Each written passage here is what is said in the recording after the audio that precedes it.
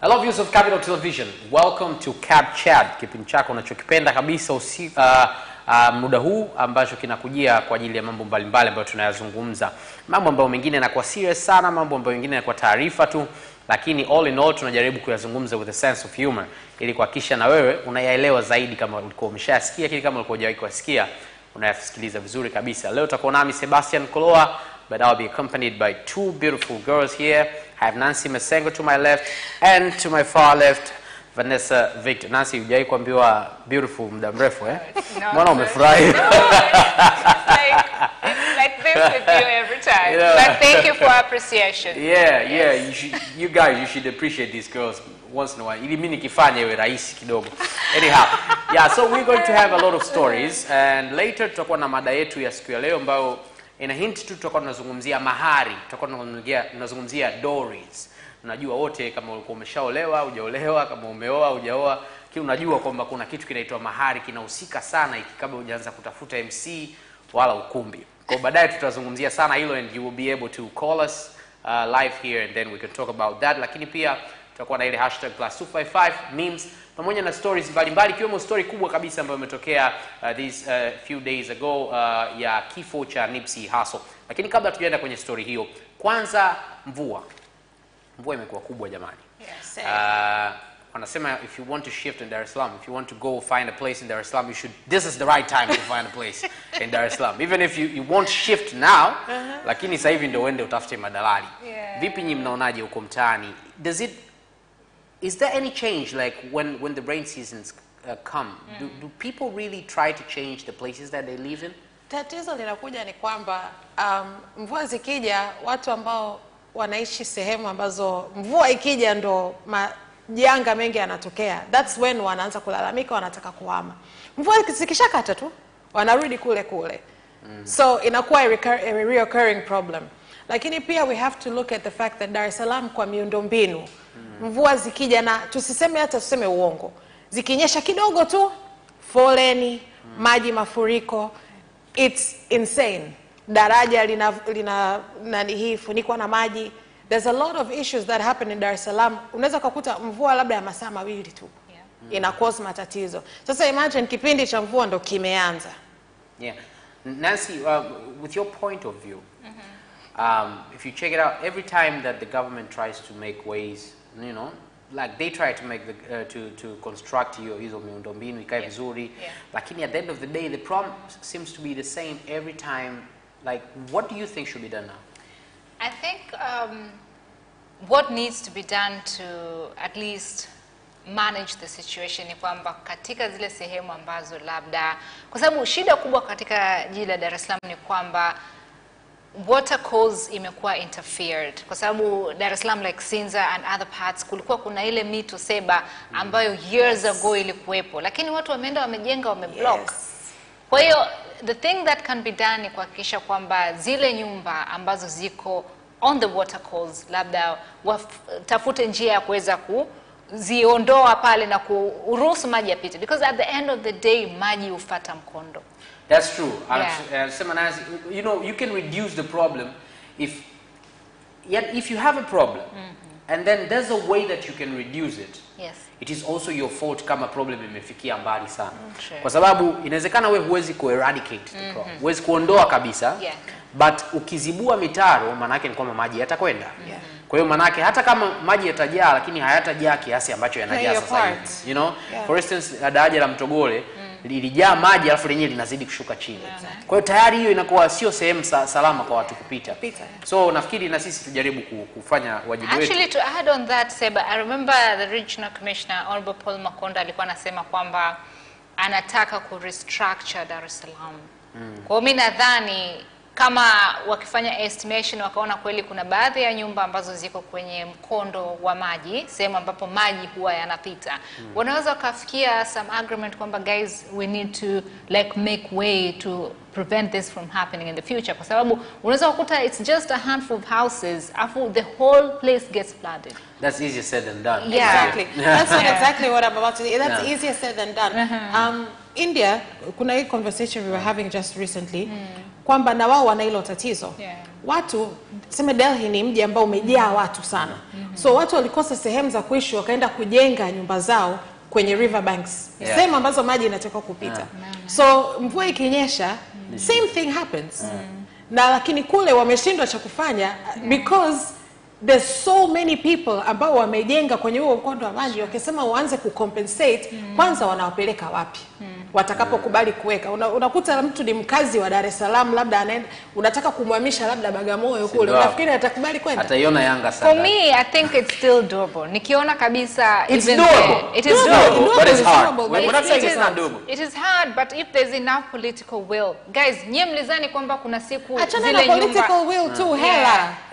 Money. Yes, but the point I'm trying to make here ni kwamba inawezekana kama wakiona kwamba we need to rid Dar es Salaam of this problem. Kwa sababu kuna maana gani kwamba every time tunaongea the same thing? Hi. The government is hearing you, Nancy, and together we can do it. Now let's head to a very sad story. It's sad because most of the people knew the guy before he died. Some of the people didn't know him, but after, you know, squeezy with this era ya Google and whatnot, unaanza kufahamu vitu vingi zaidi. Lakini it was also sad because of the kind of death that Nipsey Hussle went through. So Nipsey Hussle alipigwa risasi nje ya store yake, nje ya sehemu anapoingizia yeye pesa. Na watu wengi walikuwa hawamfahamu, nilikuwa namfahamu, nilikuwa fan kubwa tu wa nyimbo zake. Lakini watu wengi walikuwa wanamfahamu. Ila watu ambao walikuwa wanafuatia celebrity couples, nafikiri walikuwa wanamfahamu. Wadada wengi nafikiri wanamfahamu kwa sababu ya celebrity couples. Tuanze na Vanessa. Wewe unamzungumziaje Nipsey Hussle na kifo chake wewe kimekugusa kiasi gani? No, mimi kifo chake kimeniuma because I like his music and I've liked his music for a long time. His music is some of the songs you listen to when you're having a really horrible day and it gives you a lot of motivation. True. So before, after he got into the relationship with Lauren London, I've always known who he was in relation to music because I liked his vibe. Lakini pia mimi imeniuma sana, yani they shot him outside his store. And hii store yake ilikuwa sio kwamba anaingiza tu hela, alikuwa anasaidia watu ambao wanatoka jela, anawapa nguo, anawapa haircuts, anawapa so many things. Yani he wasn't just there making money, he was there giving back to the community. Alijenga a whole area ambayo ina different spots ambazo ameweza kuwapa watu kazi, kuwapa watu opportunities to do greater things. So it's just kwa kweli that's a good soul that was lost. Yeah, before wakati hizi pictures zinaonekana za kwanza, that's his store by the way. And then huyo ndio jamaa ambaye anasemekana kwamba amemuua, maana hawajasema bado kwamba kajipeleka psychiatry. Kajipeleka mental hospital. Kabla ya hizi picha hapo mwanzoni kulikuwa inaonekana picha ya basketball anaitwa Russell Westbrook ambaye watu wengi wamepay tribute. Lakini Westbrook yeye alifunga tunaita triple double. Vanessa nafikia anaelewa kirahisi. Lakini triple double ni kwenye mpira wa kikapu unapopata alama 10 au zaidi, yani digits 2. Kuanzia 10 au zaidi kwenye rebounds ambapo ni kuchukua mipira ubaoni, kwenye pasi za mwisho yani assists, na kwenye alama unazofunga yani points zile unazofunga, lakini pia kama utafanya kwenye steals and blocks. Lakini mara nyingi hizo 3. Westbrook huyo hapo. Yeye alipata alama 2, yani 10, alipata alama 20 21. Yani alipata alama 20, alitoa pasi za mwisho 20 na alipata na akachukua mipira ubaoni 21 nafikiri. Kwa hiyo hii haijawahi kutokea toka Will Chamberlain miaka ya 60 huko. Na akasema kwamba hiki alichokifanya kilikuwa ni kwa ajili ya yule mchezaji kwa sababu yule ni rafiki yake na ametoa kitu kikubwa sana. Nancy, unawazungumziaje watu ambao walikuwa hawamjui lakini wanampost kama walikuwa wanamjua sana? Mimi nilivyosikia kwanza amekuwa shot down, the way he died, to me it's very much like how Tupac Shakur died, because he was young and he was also community oriented and all that. Kwa hiyo, I didn't know much about the guy. Like Vanessa used to listen to his music. I didn't know any of his music. Lakini the fact that huyu ni mtu ambaye alikuwa anaguswa sana na matatizo ya African Americans ambao ni mengi na very deep rooted, losing someone like that I think ni pengo kubwa sana, kwa sababu we see a lot of stars ambao wakisha fly out hawarudi ku want to associate with that kind of living anymore. So it's a big I always have a problem na watu ambao wanampost sana mtu ambaye wengine hata walikuwa hawamjui, labda wangekuwa na muda kama wakati wanamjua wangekuwa wana support his music, wana support hivyo ingekuwa, lakini kwenye this situation sometimes naona kama it's okay pia, kwa sababu pia inaongeza awareness. Kwa mfano mimi, one of my all time bests ni Bob Marley. And I'm glad that Bob Marley died at his 30s. I just think kama angekuwepo mpaka sasa hivi asingekuwa the legend that he is right now. Sijui kwa nini naamini asingekuwa nathaminika kama the legend that he is right now. That is a very good point. Kwa sababu yupo ambaye walikuwa naye kwenye group moja and they were singing together, hakuwa mkubwa kama yeye. But some people don't even know him, unajua? Yani he could just have been, na unaweza kuta watoto wake wasingekuwa na hii nani waliokuwa nayo sasa hivi. So sometimes people gotta die ili kwa namna fulani, just for na ukubwa wao na ukubwa wao unaongezeka kwa staili, sababu watu wengi sasa hivi ndio wakiangalia kwenye shootings za kina Puff Daddy kama ile ya Meek Mill na Drake juzi, ndio wanaona kumbe Nipsey Hussle alikuwa because they didn't know him, we knew him. Imagine I even have goosebumps. So no, so at the end of the day, this is the case ambayo unaona angalau, yani huyu ni mtu ambaye hata ukisikia celebrities wengine wanavyomuongelea anaona alikuwa ni mtu mshikaji sana, poa, yani alikuwa very straightforward, hana makuu na watu. Sawa, he had that gangsters lifestyle because that's the situation that they grew up in, lakini he was a good person with a good soul and he was giving back to his community. Alikuwa anapa opportunities nyingi sana. It's a big shame. It's a big shame. So that's the sad story that we had. Lakini pia kwenye story tunajifunza kwamba be careful who you friends with. Kuna picha moja ambayo wako pamoja. Huyu jamaa Nipsey Hussle na huyu jamaa alimuua, wako in the crew together and like he didn't know kwamba wao ndio watakuja kumuua. RIP Nipsey Hussle. Turudi kwetu Tanzania, na hapa pia tuna story ambayo ilikuwa si nzuri sana. Majambazi wamekuwa wakiuawa. Na recently kuna majambazi wa 3 wameuawa Kibondo. Na sababu ya kuuawa kwao ni kwamba mmoja alikamatwa wakati ndo anaelekea kutekeleza azma yake. Tendo. Kwa akakutwa. Kwa alipokutwa wakati anakimbizwa, sijui maaskari sasa ndo hapo pia tujue mapolisi wetu pia wako vizuri, sababu watu wengi wanapodaga tu mapolisi. Lakini askari walifanya uchunguzi wakagundua kwamba jamaa anaelekea kufanya hicho, na wakaenda na wakatupiana risasi na 3 wakauawa na bunduki kama 20 zikapatikana. What do you take from this, Nancy? For me, I'm actually thrilled kwamba Tanzania sasa hivi wa police force wako vizuri sana when it comes to actually protecting its citizens. Kwa sababu huko nyuma watu walikuwa wanaweza, yani they have enough guts to actually go to a police station, break in, wachukue firearms and get out. Lakini sasa hivi bwana, we know who's ruling the country. That's what I have to say about this. So it's a really good work and effort. By the way, the people ambao walikuwa wamekamatwa wanasema kwamba ni raia wa Kirundi. Na Kibondo ni eneo ambalo mimi kwanza secondary school nilichaguliwa kwenda kusoma form 5 and 6 Kibondo. What happened? Sema si kwenda tu. Kuna shule ilikuwa inaitwa Malagarasi. I don't know, I just didn't feel like. Lakini mama yangu alikuwa anafanya kazi na wakimbizi. Kwa hiyo walikuwa kwa kule ni eneo ambalo lina wakimbizi wengi sana Kibondo. So inasemekana kwamba raia wa kigeni pia wanasababisha jambo kama hili. How do you think that affects the refugees that are coming in, like the clean refugees? Wanaonekana, of course wanaonekana kwamba na wao wanakuja kufanya hayo. It's the same, yani kwa wale wakazi wa hilo sehemu wanakuwa wakiona refugees, hata kama mtu kweli amekuja ana shida, anataka kutafuta maisha au is escaping from something ambayo ana matatizo huko, lakini kwa sababu kuna wale watu ambao wanakuja wanafanya uhalifu, wanaua watu au they rob people, they do this, then automatically you start building ile mentality ya kwamba wote ndo wale. Exactly. Afu unajua mpaka askari ambaye ametoa taarifa wa kule anasema kwamba tukikuta umeajiri Mrundi tutadili na wewe. Unaelewa? Yani that's how far they've gone, kwa sababu kuna askari ambao walijeruhiwa. Kwa hiyo askari pia wamekasirika. So nafikiri yani inaleta picha mbaya kidogo ambayo inaweza ikawaharibia wenyewe Warundi ambao. When you look at for Tanzania, like sisi tumekuwa host community for like a lot of refugees. Na Burundians, like you say your mom worked for a lot of refugees there. My mom did likewise. My point here is ni kwamba sisi wanatutegemea sana for protection and security. So hao wachache ambao wanaingia wanakuwa wana commit such crimes, mimi nadhani ina tarnish the image, kwa sababu anyone who's a refugee wakikimbia, I think some of them run just with clothes on their bodies. Kwa hiyo wanahitaji a lot of empathy, a lot of ile kuwaonea huruma. Sasa when we get to a point whereby someone commit these crimes, mimi sidhani kwamba even would want to host them. Unajua ukimwona unaanza kufikiria yule Mrundi itokea this and that happen. Unakuwa na wasiwasi of course. Ni kweli, na hata ukiangalia on a larger scale, aisee kusafiri huko kunasaidia kwa sababu unaona watu wanavyokuchukulia.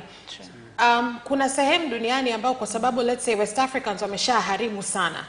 Wameshafanya a lot of online scamming, robbing, cards nini. Card fraud.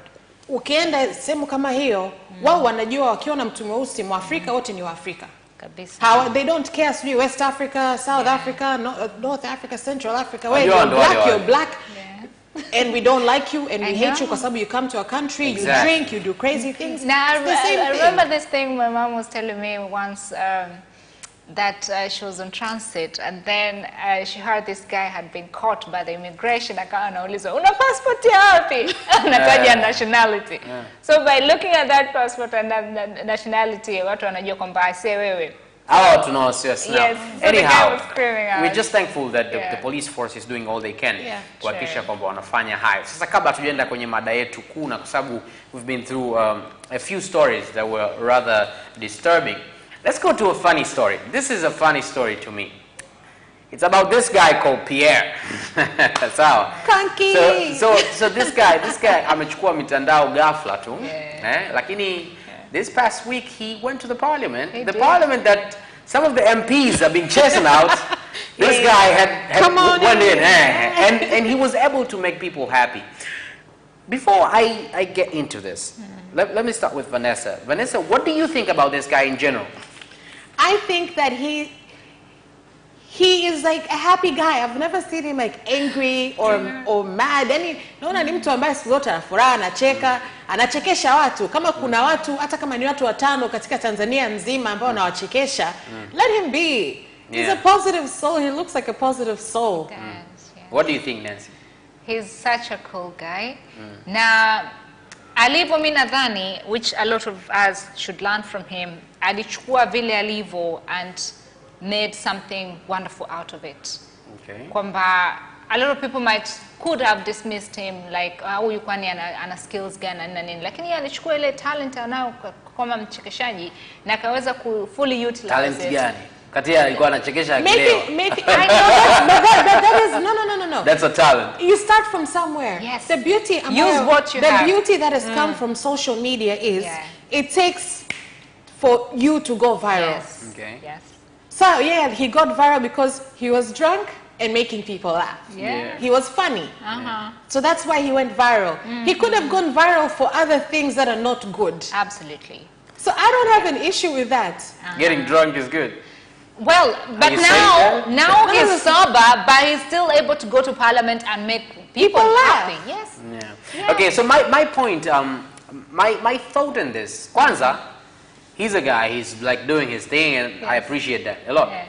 And then another thing is, what lesson that we can get from this? Ni kwamba kwenda viral is not necessarily how you plan it. Yeah. Most of the times, it just happens. Yeah, kwa sababu kuna kitabu fulani nisomaga, it was on how to go viral. Okay. But I was like, this is unrealistic, especially kwa mfano in Tanzania. Yes. Huwezi plan kwamba ngoja nifanye mipango hii. Unaweza kuplan ukaweza kuongeza followers, ukaweza kupata lakini kuwa viral, I just think that all you have to do is just put material out. Kwa sababu historia ya Pierre ni kwamba the yule owner wa Liquid alikuwa anamchukua video every time. Umeelewa? Na alikuwa anazitumaga kwa washikaji sometime na nini. Yeah. But just one day akaiweka tu. Yes.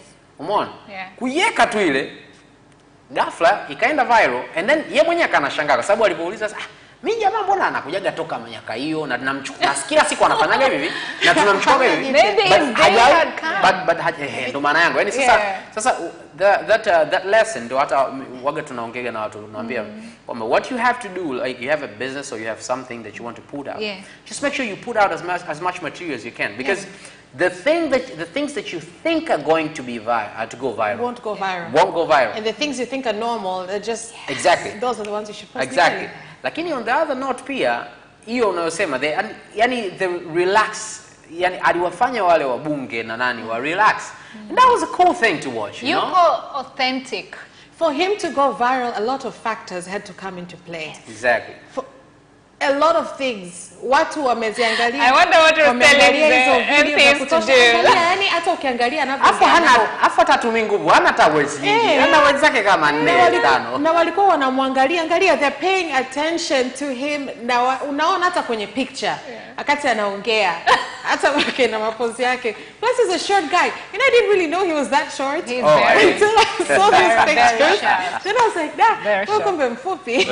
I remember there was this clip of him. He'd gone to visit Omi Dimples and he'd taken him some grapes and whatnot from supermarket. And I was thinking, I've never seen anyone anaenda kumsalimia mtu like for an interview and anampelekea some goodies. So I thought that there was another guy that tried something like this, but it didn't last. He was Hamorapa. You remember that guy? Yeah. He tried he even alikuwa anaimba na nini, lakini yeye alikuwa pia anajaribu kitu kama hichi. In what sense? Alikuwa anajaribu kwenda kwenye matukio. But this guy ndo hiyo kwamba you can't force it. This guy is just flowing. Yani unajua? Na pia nyota ina play part, unajua. Kwa sababu hata ukimwangalia, hata ukiangalia video zake, hata kama kwenye picture, there's just something about the guy ambayo it just gives you good energy. He's real. He's real. Energy makes you want to smile. So kama unataka unataka kuwafanya watu wako, and by the way, he got a deal from the prime minister ya kupeleka kwenda na timu ya taifa. Wacha represent. He's gotten a lot of deals thus far. Mimi nasema anybody who's hating on this man is just a hater. Ni wivu tu. Just a hater. Ni wivu tu. Anyway, do you have any other example of a person ambao unaweza kufikia hata Marekani au nje? Sababu unajua bwana wetu wa Tanzania lazima tupewe mfano wa wenzetu wanafanyaje. Unajua wewe ushaikuona wapi tunapeana sana. Do you think kwa mfano Marekani au wapi, do you have an example of a person ambaye unafikiri like he was just funny and whatnot, lakini he wasn't funny as a labda stand up comedian kwamba au kwenye movies au nini, lakini it just turned out to be some funny guy na akawa maarufu? I can tell you it didn't start off as a funny guy. It's a negative story, but it's also an example of how things go viral. Kuna waka katoto ambacho kalienda kwenye show ya Dr. Phil. Walikuwa wanamuita Cash Me Outside. How about that? Okay. That's how she got famous. She went viral because of what she told Dr. Phil. Yes. Lakini sasa hivi she's making millions based on that. Exactly. There's one story about a comedian ambaye anasema yeye aliwahi kwenda kwenye exhibition, yani kwenye maonesho, na walikuwa wanafanya comedians wengi sana, and then kulikuwa na the trick ili uingie kwenye hiyo show ilikuwa tu wafanye watu wacheke in the least amount of time as possible. Kwa akapanda na yeye alikuwa na material yake na nini, and then akapanda pale akaanza kuzungumza kwa zamani, lakini 1990s nafikiri au before that. Kwa akazungumza sana na nini, lakini baadaye watu walicheka. And then other guys came, and then lakini the guy who won just came up there. He was like, unajua kama anaangalia watu, hakuongea neno hata moja. And then he was like, unajua he was just making some noises and whatnot, and people bursted out laughing. Unajua lakini ni kwa sababu pia kumbe huyo jamaa, okay, the guy came out became Rowan Atkinson ambao ni Mr. Bean. Lakini Mr. Bean jamaa kaenda kumuuliza sasa baadaye kwamba I say, how comes life is not fair? Mimi niongea maneno yote hayo. People didn't laugh. And then you only did that. And why did you do that? Kwa nini? Akasema because I had no material. Yani material yangu ilipotea kichwani. He wanted to speak. Like, but he didn't have anything to say. Yeah, so sometimes you don't need like to have material. Actually, when you mentioned Mr. Bean, looking at Pierre, he's like the same sort of and he doesn't say things. With his imagine saying, everybody say and people laugh. People burst out. And the best thing about what you just said is kwamba sometimes what you think is your biggest mistake turns out to be your greatest success. True. Biggest strength inaweza kuwa.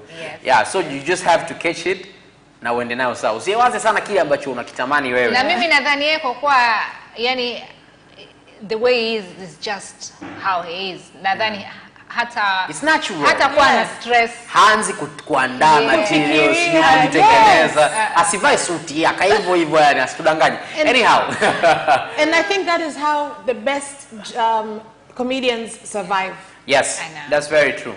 Haya, tunakwenda kwenye short break. When we come back, we're going to be talking about something very important, but at the same time, something of a debate. Because some people like it, some people don't, and all of them have reasons. Na hizo ni mahari tunazozungumzia. Yani dowry. Sio mahali, a place.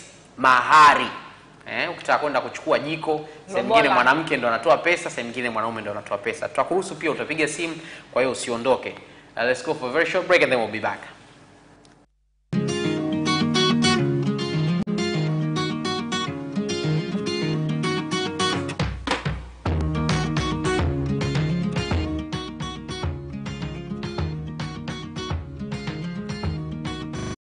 Hi, my name is Kotaro Tokuda. What's up? My name is Céline Garnier. I'm John Barnes from Liverpool Football Club. The hip hop, I hip it, the hip hop. You don't stop the rockin' to the bang bang boogie. Say up, jump the boogie to the rhythm of the boogie to beat. Now what you hear? I'm watching Sports Gazette. I'm watching Sport Gazette. And you're watching Sports Gazette With Sebastian. With Sebastian. Peace out. Yes! And you can also watch Sports Gazette for highlights and interviews regarding sports. Do not miss Sports Gazette every Wednesday at 7 p.m. only on Capital Television.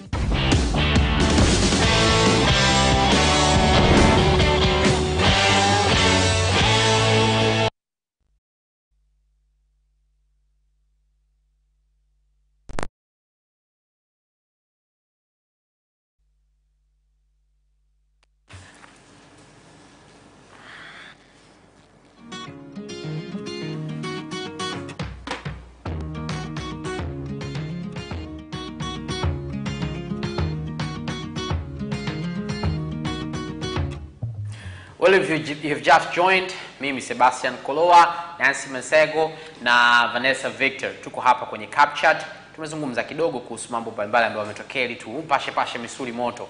And now we are ready for the main topic. So kama ndo kwanza una join, umewahi vizuri kabisa, ndo muda muafaka wa kuzungumzia mambo muhimu zaidi. Na leo tunazungumzia dowries, yani mahari. Na tunakuomba na upige simu, utuambie maoni yako. Una maoni gani juu ya utoaji wa mahari wakati watu wanataka kufunga ndoa? Utatupigia kupitia 0677-333-000, 0677-333-000 kama unavyoiona hapo. Ukipiga simu, punguza kabisa sauti ya televisheni yako au zima kabisa ili tusikilizane vizuri kabisa, utuambie wewe maoni yako ni yapi.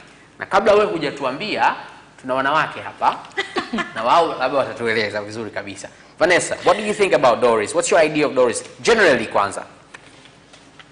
They don't make sense. They don't make sense. Okay, it does make sense if you look at it traditionally or whatnot, sawa. Yeah. Lakini mzazi hauzi mtoto wake. True. That's true. Hauzi mtoto wake. It's almost like natoa mahari, namchukua mwanao, nampeleka nyumbani kwangu, atakuwa mke wangu, tutaishi pamoja. Tatizo lolote likitokea, mimi sina nakupa mahari. No. That's not the essence. Unasema that's not the essence, lakini No. situations nyingi sana mimi nimeshasikia, nimeshaona zinatokea hivyo. Kwani mahari ni nini? Nancy, mahari ni nini? Mahari is supposed to be a kind of gratitude shown to the bride's family for having raised this young lady about to be married. Yes. Because once you get married, wewe una belong to familia ya mumewe. You don't belong to your other side. So it's some sort of a gratitude. Yeah. Now in other cultures, like say Hindus do it and people from Rwanda do it, mwanamke ndo anapewa dowry. Yeah. Na Mwanamke ndo anatoa. Anatoa. Yes. Vanessa, thank you. Anatoa dowry. Kwa hiyo sasa ile anapopeleka ile dowry kwenye familia ya mwanaume. Kama hiyo hapo. Hiyo kweli hiyo. Familia ya mwanaume ni kwamba this is some sort of security to sort of, it's like a comfort thing for the bride, kwamba ukienda kule you have something to begin with. Yes. Na in other cultures thamani ya bride inaonyeshwa kwenye dowry ambayo anapewa. Kwa hiyo mimi nadhani it started well. It started really well. But I don't know now kwa sababu kumekuwa kuna lot of marital issues kwamba mwanamke alipewa dowry alafu inatokea cases kwamba kunakuwa kuna shida ndani ya ndoa, unakuta kwamba familia mtoto wa kike haiwezi kuingilia au kuweka 2 cents zake kwa sababu walishapewa mahari. Absolutely. Yeah, okay. Na kuna instances kabisa wanasema basi chukueni mtoto wenu mturudishie mahari. Yeah, okay. Mimi okay. What I don't understand ni kwamba what we have to understand first is that hizi dowries zinatofautiana. Yes. A lot. Sana. And I don't think it's safe to say they don't make sense. I think it's safe to say some of them don't make sense. Some of them don't make sense to me. Yeah, I understand. So what I was thinking about ni kwamba there are symbols. Unajua Yes. There are symbols and mimi kwa jinsi ninavyoelewa ambazo sasa hizo ambazo naona they make sense. Kwamba mahari is just a symbol. It's not the price of the girl who's being taken or the guy who's being taken. Yeah. Sio price. Ila ni symbol. Kwa mfano katika mahari, kwa mfano mahari zenu nyinyi Wachaga, baadhi ya Wachaga ni kwamba kuna panga labda la kaka. Kwamba huyu kaka atakulindia. That's just a symbol. And then 100%. Okay, that's I agree. one. And then secondly ni kwamba mahari inadiskasiwa. It is discussed. Yes. And then in the discussion wale wanaopewa mahari have a chance of understanding like what kind of a family are we putting our child to. Yani mimi ndo nilichoona kwa jinsi nilivyohudhuria. That is how it's supposed to be. And that's how it is in some places. For instance, when nilienda kutoa mahari, kwanza tulifanya meeting with everybody who was there. Hatukwenda pembeni. Everybody was there and we spoke about it and we even negotiated. Umeelewa? Because it was just the same. So that's how I took it. Kuna sehemu nyingine ukienda ni kama price kwamba imewekewa hivi unapewa list. Umeelewa?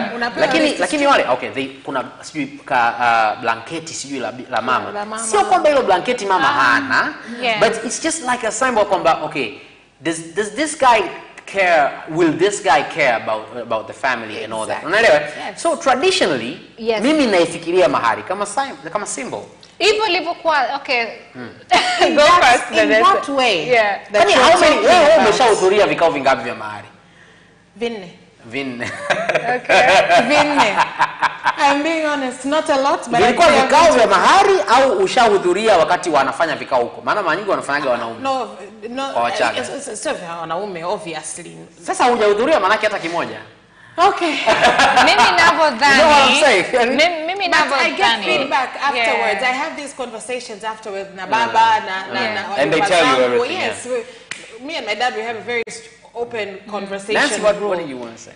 Nilikuwa nataka kusema kwamba mimi nadhani ilivyokuwa intended mwanzoni walikuwa na very good intentions, lakini hapa katikati kumekuwa na utofauti kidogo kwa sababu other faiths unakuta kabisa kwamba mwanamke ndo anaambia haya wewe unaenda kuolewa unataka mahari mumeo mtarajiwa akupe shilingi ngapi, anaweza kusema laki 70,000. Lakini pia so the problem is not the dowry. The problem is the people. So it's like a car. Unajua gari hata Subaru is just a car. Ila saa nyingine wanaoendesha ni wewe. Lakini sio wewe. Si kosa la gari, si ndio? Sio kosa la dowry so. So it's just how people are changing it for their own benefits. So what do you think can make so if that's the case, do you think if it's done well, do you think it should go on or do you think it should be stopped? Inategemea na situation. Ngoja nikupe mfano. India wameban dowries. Kwa sababu ilikuwa inatokea a point ya kwamba familia inazaa mtoto wa kike na kule mtoto wa kike ndo anatoa mahari. So mzazi akishaona amezaa mtoto wa kike anamtupa, anamuua, anaogopa. Kwa sababu hataki kutoa zile anaanza kufikiria mtoto akiwa tayari 18 years down the line, 16 is how many years down the line I'm going to have to pay money for this child to get married. So they started killing them, throw away, they were having abortions. So at the end of the day, katengenezwa sheria kwamba no, no mahari. Of course bado ipo na bado inafanyika. Na wameacha kuwatupa. Because maybe my point of view is, if you wanted, kama ulikuwa wewe huwezi kusingizia mahari kumtupa mtoto wako. Wewe ulikuwa na idea ya kumtupa, ila umepata kisingizio. Kwambia kwa nini? Usiseme uweze kusingizia mahari. Unajua kwa nini nakwambia hivyo? Kuna wazazi wanazaa watoto wanataka mtoto wa kiume. Najua. Mtoto hana hela ya kwenda kufanya ultrasound. Huyo ana roho mbaya. Yaani ana roho mbaya. Unasikia? That's not about Dory tu peke yake. Yaani hapo kuna vitu fulani yanamfuatia. Anyway, another thing that I wanted to say, kuhusu zile simbo ambazo nazungumzia, before I ask you Nancy kama ziondolewe au zisiondolewe. Another thing ni kwamba kwenye mahari, kwenye experience yangu, kwenye mahari kuna baadhi ya wazee ambao hawajaonekana siku nyingi kweli. Sawa. Hii ni opportunity yao ya kuja na wao kumjadili mjukuu wao. Sasa nyingine hata hawamjui. Umeelewa? Exactly. Lakini ni kwa sababu wao ndio wanajua traditions. Hiyo inawasaidia. Umeelewa? Hiyo umeona hapo kuna watu wametoka sehemu ambazo hazijulikani kabisa. Umeelewa? Lakini at the end of the day wamekuja kwa sababu gani? Kwa sababu ni mahari. Kwa hiyo mahari pia inatumika kuwaunganisha wale ndugu, kuwakutanisha kabla ya msiba. Yaani kwamba mpaka itokee jamani msiba ndio mje. Hao wazee wengine hata kuletwa labda tuseme Dar es Salaam kwenye harusi hawawezi. Kwa hiyo inabidi wanunuliwe kama ni sijui ni mnazi, kama sijui ni bege, sijui na wao wa celebrate. Alafu waone kama wako part ya kuwa ancestors. So what's your idea on this?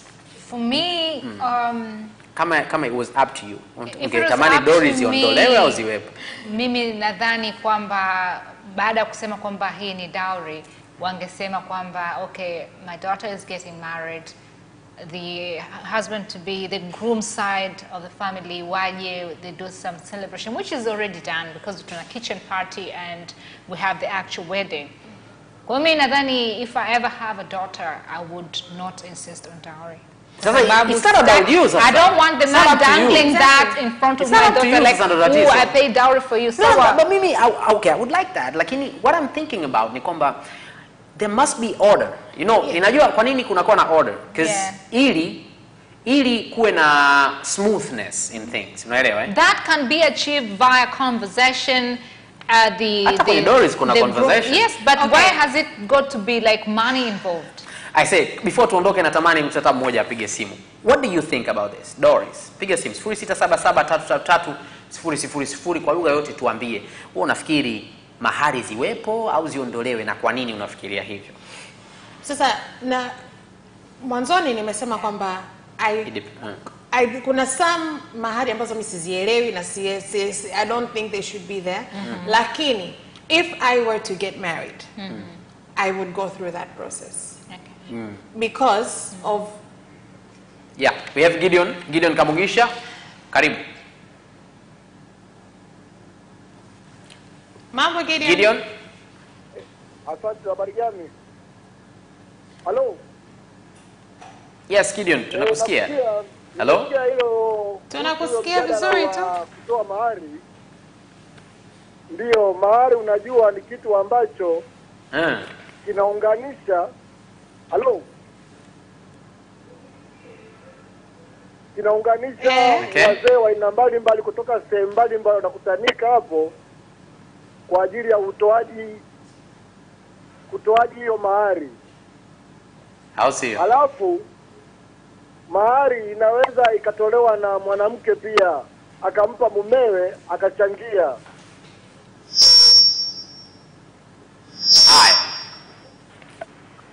Alafu pia mwanamke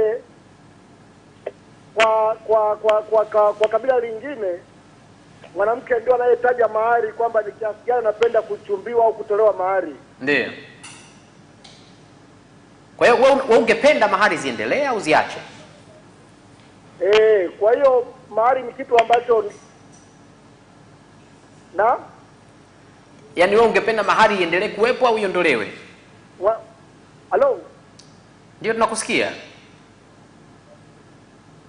Mahari napenda iendelee kuwepo kwa sababu ni kitu ambacho kinaunganisha familia mbili na wazee wanakutanika pale wanajadiliana, kinahalalisha wale wazee wanatoa mchango wao, wanashirikiana, kama kuna mbege, kama kuna soda, wanatoa mawazo yao, na binti anakuwa anaolewa kihalali kuliko binti ambaye atolewi mahari. Haya, asante sana. Unajua kwa umesema kwa, lakini pia kitu kingine ambacho nimependa kwenye hiyo wanaposema kihalali au nini. Unajua sometimes tunachukua culture za watu wengine alafu tunajifanya kwamba hizi zinafanya. Kwa mfano umezungumzia kitchen party and the actual wedding. All those tunazichukua kweli ni za kwetu. Ni kitchen party, ni bag party, it's not even Tanzania. Lakini kuna watu wanakuambia you should not see the bride before the wedding. It's bad luck. Ni nani alikwambia? Unaelewa? Hivi vitu. Sasa lakini ukija kuambiwa kwamba usipotolewa mahali ni bad luck, unagoma. Unasema huo ni uchawi. Lakini ukiambiwa kwamba kwenye movie ya Pitch Perfect sijui kitu gani, umeambiwa kwamba this is bad luck. Kuvaa gauni jeusi ni bad luck. Kuvaa hiki ni bad luck. Tayari ushaweka kwamba ukija kwenye harusi yangu usifanye nyeusi. Otherwise you got a head out. Actually hicho ni kitu ambacho kipo. Kwa hiyo jamani, tuzi embrace hizi traditions zetu na lakini tu isiwe chanzo cha watu kutamani kutajirika jamani, kwa sababu tu tunataka kuoa kwenu basi ndio mnahakikisha mnatukandamiza kweli yani kuhakikisha kwamba ukiondoka hapa kweli umejuta. Sisi tutaendelea kuwa watoto wenu, mtaendelea kuwa wakwe zetu, tutakuwa tunawaletea kidogo. Anyhow, right now as we finish this off, tunashukuru sana wale ambao mlipiga simu lakini zikawa zinakatakata.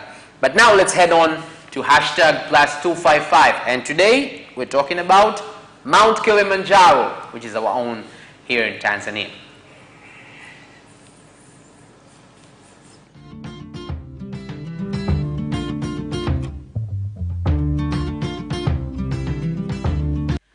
Okay, #+255 tunazungumzia vitu ambavyo vipo tu Tanzania, havipo sehemu nyingine yoyote. Kwa mfano, Mount Kilimanjaro haupo Kenya, uko Tanzania. Sawa Uko Tanzania. Yes, that needs to be clarified. Okay, so tunauzungumzia hapa jinsi ulivyo namna ya kitalii na nini. Sababu mimi nimeshawahi kuupanda, ngoja nisizungumze kwanza. Nyanza na Vanessa. Wewe kwenu ndio huu mlima upo nyumbani kwenu kabisa, kwa kushoto hapo ukipanda kwa juu kidogo tu. Actually nikiwa Rombo kwa upande wa baba nikitoka nje ya nyumba naona the other peak. So it's beautiful to watch asubuhi. Kitu ambacho nilikuja kugundua recently, sisemi how recently, ni kwamba actually Mount Kilimanjaro was not in the boundary ya Tanzania. Yes. Ilikuwa Kenya. Sema Kenya ilikuwa inataka Mombasa, which was Tanganyika's. So akasema tupe Mombasa. That's it, tukasema basi Mount Kilimanjaro. That is how the transaction happened. Well, it's fair. It's fair and square. It's not fair because it's ours now, so they need to stop advertising. Sino maana yangu it's fair and square. The discussion was fair and square. Otherwise wangekuwa landlocked country, wangekuwa hawana port. Sasa no, the thing that imenishtua sana ni mpaka leo hii ninavyokuambia. Ukiongelea Mount Kilimanjaro, majority of watu ambao hawajai kuja Tanzania wanafikiri Mount Kilimanjaro ipo Kenya. And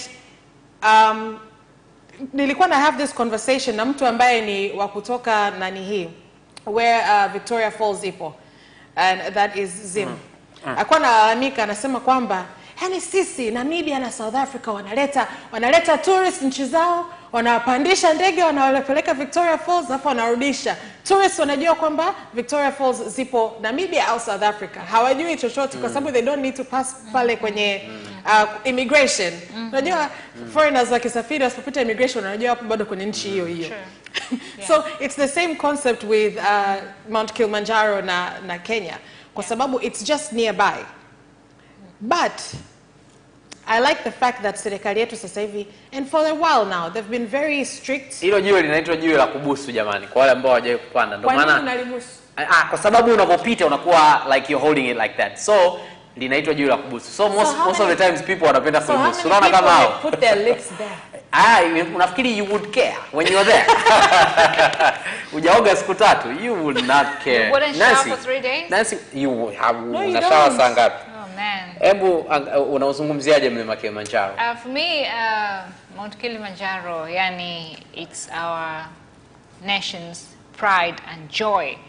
Na kama alivyosema Vanessa huko nyuma, yani tulikuwa, I don't think we sang a lot about it. Hatukuwa tunazungumzia huu mlima kama wa kwetu. Yes, enough. Lakini sasa hivi mambo yamebadilika sana, kwamba serikali na Watanzania sasa hivi tumeanza kuwa na mwamko zaidi ya kutaka ku claim back what is our own, kwa sababu watu wengi walikuwa wanajua Mount Kilimanjaro huko Kenya. Yeah, mimi nafikiri kitu kingine ambacho kinatucost ni kwamba our kind of fun is a bit different from how tourists tunawaleta. Our kind of fun is going to clubs and drinking and doing whatnot. Adventure is not really our thing as Tanzanians. As majority of Tanzanians. Lakini nafikiri kama ingekuwa sisi wenyewe adventure is our thing, kwanza tungejua value ya huu mlima. For instance, mimi nimpanda mlima huu twice. So nikiangalia the things that how much I enjoyed, of course kushuka na kukumbuka ndio unaenjoy zaidi kuliko kufanya. As you get up. It's tough. How long did you have to train for that? Mimi, which ones? This is the second one. The first one, since I was in high school, I was training every day. Sababu nilikuwa nacheza mpira, nilikuwa nacheza nini. Ya pili ya juzi. Hata hiyo I trained for it, lakini hata a month I think. What sort of training do you have to do? It's just climbing training. Like if you happen to pass by Adrenaline Gym, they will tell you. Kwa hiyo mimi na Vanessa tuweze kusema tunaenda kupanda 87. We can't just up and leave and go. You can if you want to, but like it's not advised. Because it's sababu pia you can work out na ukaenda ikawa shida. Sababu kule ni pumzi. Lakini at the end of the day what I'm saying ni kwamba it's not our idea. One day nivorudi I was telling them daily how fun it was, and it was like I will never ever do something like that. Why? Nipate shida. But I'm like adventure. Adventure is not our thing. Yani sisi hatuamini katika adventure. Nafikiri kama tungetamani kuamini katika adventure, kwanza tungeona value yake zaidi. Sasa hivi tunaona value kwa kuiona kwenye picha, kusikia tu kwamba ni mlima wa pili kwa ubora, lakini value wanaiona zaidi wale wanaokuja na kupanda na kushuka na kuondoka. Wale ndio wanaona ile raha yake. Tanzanians hatuna nature kusema kwamba leo weekend nitaenda labda Lushoto, there's a lot of hills, right? I'm going to go hiking for the weekend in Lushoto. Hatuna hiyo. Hatunaona kama hayo ni mateso. Yaani hiyo labda uagizwe. Mimi nadhani culturally hatuja kuwa katika hayo mazingira ya ku-appreciate vitu. Kwa hiyo unakuta cultures nyingine hata Kenya, those middle class income households Kenya wanaishi maisha fulani hivi. Unakuta from very early age watoto wanaenda mountain climbing, wanaenda trekking, they go cycling. Hivi vitu sisi hatuoni. Usisema sisi hatuoni, ndio maana nasema sio kwamba atuviekei value. Atuviekei value. Alafu kitu kingine ni kwamba which I would like to remind people, kwa sababu we're trying to encourage people to like visit this site. Na issue sio kushindana kufika top. Umeelewa? Kwa sababu there's stops. Umeelewa? There's routes. Kuna route, kuna Coca-Cola route, kuna whiskey route. Whiskey route is the hardest, and then kama the one that we were watching right now. That's the whiskey route? Yeah, that's the whiskey route. Good to know.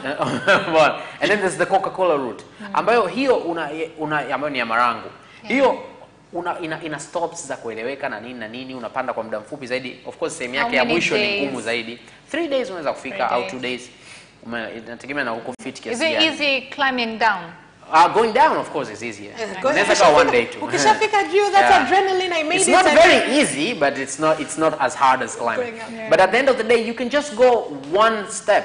Ukaenda pale, ukatembea kutoka labda pale Marangu mpaka stop ya kwanza. Ambayo inaitwa Mandara nafikiri or something like that. You go to that stop.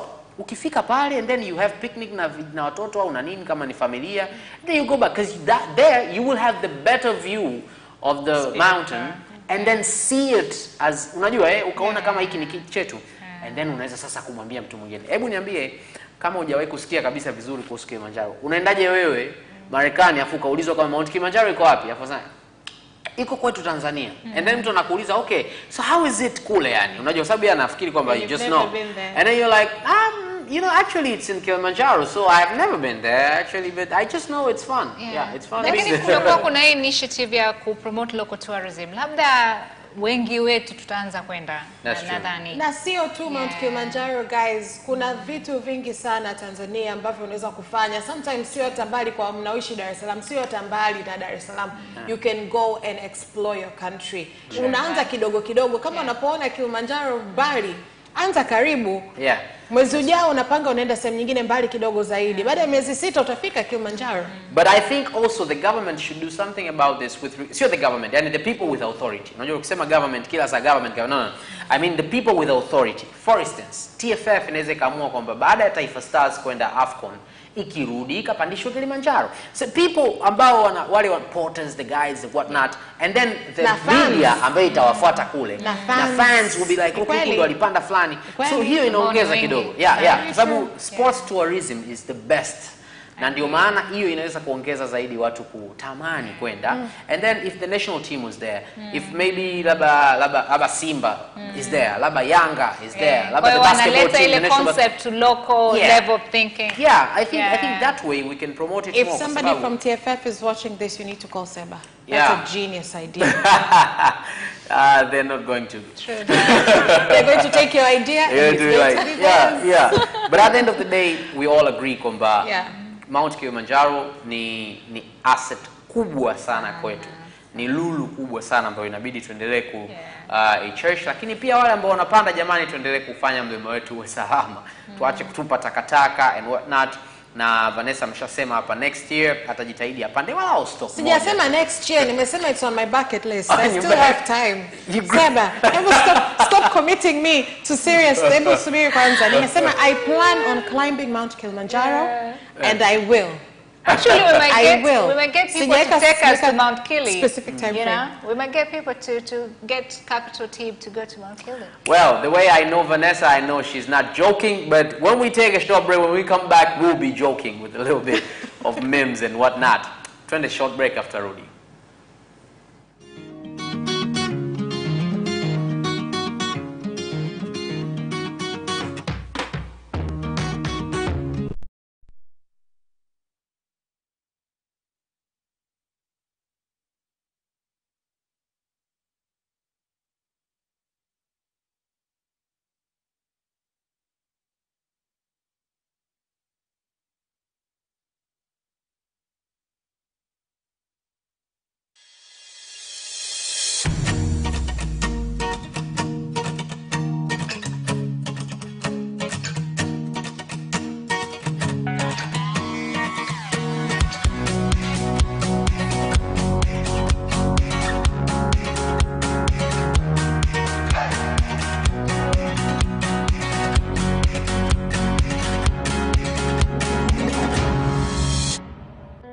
It's Culinary Delights every Sunday at 7:30 p.m. only on Capital Television.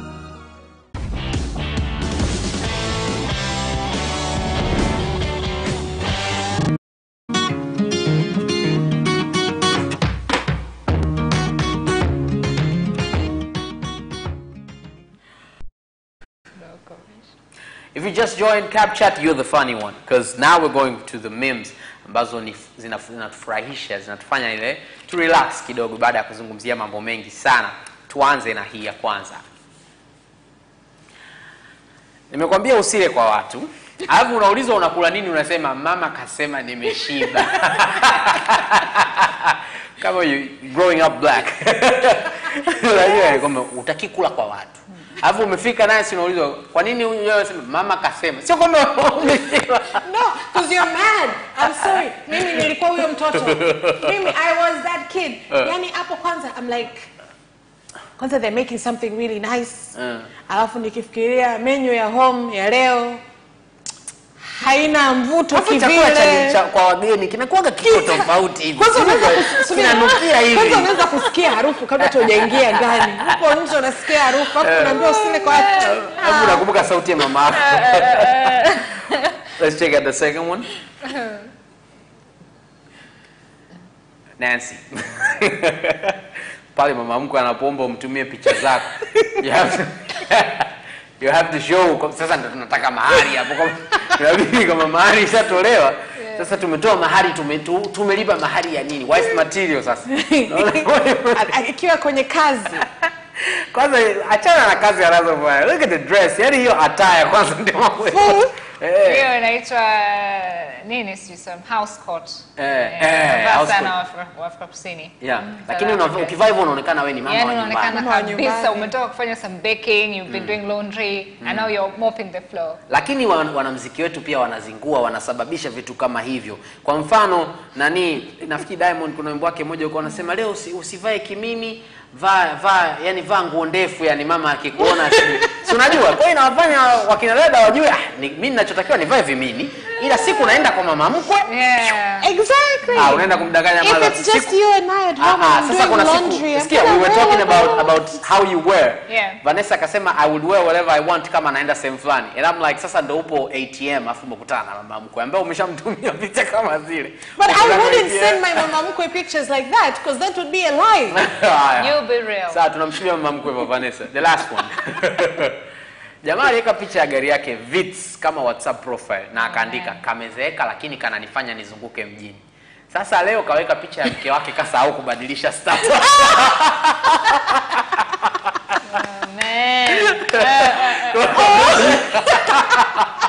Kamezeeka lakini kananifanya nizunguke. And that is a common mistake on this social changing statuses. Yes. You forget to totally change the status. Yeah, kwa sababu ubaya ni kwamba picha na status ni vitu tofauti. So if you want to change this, change this. Yes. That is why my status has been the same for the past 6.5 years. You get excited sometimes gari yangu ngoja. And trying to actually make her understand that you didn't mean any of that, I'd say it's tricky. Yani unajielezaje? Unaanza kusemaje Afu wife unakuta hakuona ile ya Vitz. Anyway, bahati mbaya hiyo, lakini I'm glad that we laughed about that. This is just for sense of humor. Lakini pia tunakumbushana jamani, ukibadilisha picha badilisha na status, maana kuna wataalamu wa kuweka status ambazo wanaona wale waliokuwa aimed to. Barikiwe sana wanaume wa namna hii. Anyhow, thank you very much ambao mlikuwa pamoja na sisi kuanzia mwanzo, kama ulikuja katikati pia, lakini pia walopiga simu ambao tukopata, lakini yule ambaye alipiga pia tukampata. Tunashukuru sana. Thank you very much for joining from the beginning to now. We talked about a lot of things.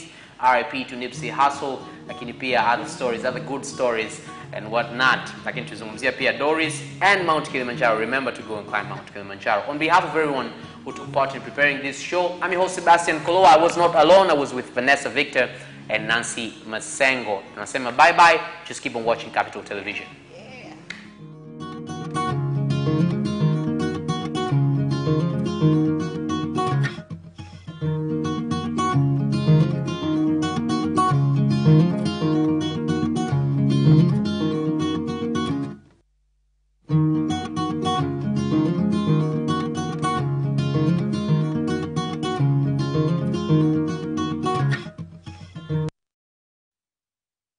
Watch Business Edition as we talk to business leaders and experts in sectors that are transforming Tanzania's economy. To be rich, I have to be a business person.